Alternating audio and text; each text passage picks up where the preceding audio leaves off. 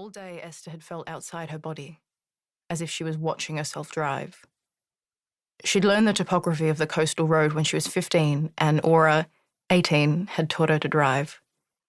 Esther watched again as her hand moved the stick through the gears while her feet worked the pedals around the bends, watched herself lean into the corner, which prompted her to look for the giant blue gum on the cliff with the swing hanging from its bow. Slumped inwards to clatter over the low bridge, leaned back to see the sailboats moored around the rock pool with the pink shells and green seaweed in its folds. She sat forward before the next unseen hill, eased her foot off the accelerator before the next hidden dip. This was the way they'd always come home. Together. Windows down, salty air in their faces, the floor of their ute littered with Chupa Chup wrappers and Aura's tally-ho papers. Seashells and Banksia seed pods lining the dash. Stereo loud, singing Stevie Nicks, Janis Joplin, Melanie Safka.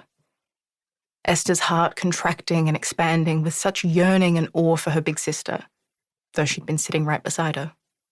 Esther pressed her foot down on the gas and inwardly cringed at her childlike inability to accept how the sea, wind, trees, and stars could still exist without Aura. And yet, all the wild waves rolled in. Black swans dabbled along the marshes.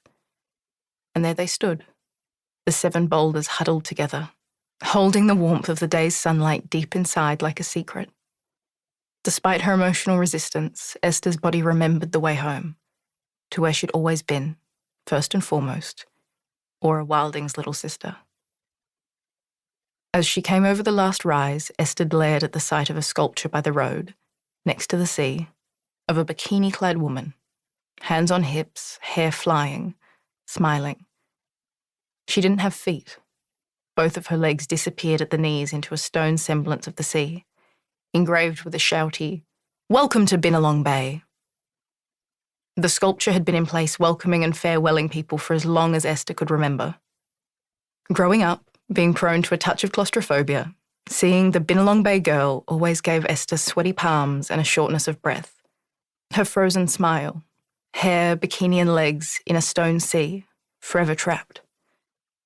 Esther hadn't known how to manage her reaction to the sight of the sculpture until she was a teenager, when Aura had taken her out in the ute for one of their driving lessons. "I know how the sculpture could make you feel joy," Aura said as she drove. Esther shook her head, scowled. Aura looked sidelong at her, one eyebrow raised, afternoon light pouring over her shoulders. "What if I do this? How about now?" As they drove past the sculpture, Aura wound down her window and thrust out her arm, hand gripping an imaginary sword hilt. "Sisters of seal and swan skins, Seela and Eela," she crowed. "Raise your swords and your voices." A peal of Aura's laughter carried on the wind. "Come on, Starry, your turn." Esther tightened her grip on the steering wheel, sitting where her sister had sat, hands where her sister's had been.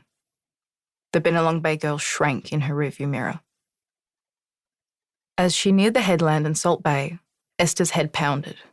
The blinding hangover she'd awoken with that morning and had been fighting off with paracetamol was gaining on her. She'd been on the road for nearly 7 hours, including breaks she'd had to take when she couldn't suppress the nausea any longer. As much as she just wanted the drive to be done, she resented every shrinking metre that separated her from the awaiting homecoming. Her vision started to prickle at the edges, dark spots of fatigue and blurry anxiety. She glanced across at the bags on the floor of the passenger side, trying to remember which one held the paper packet of mixed lollies that she'd picked up at her last servo stop. A sugar hit would keep her going.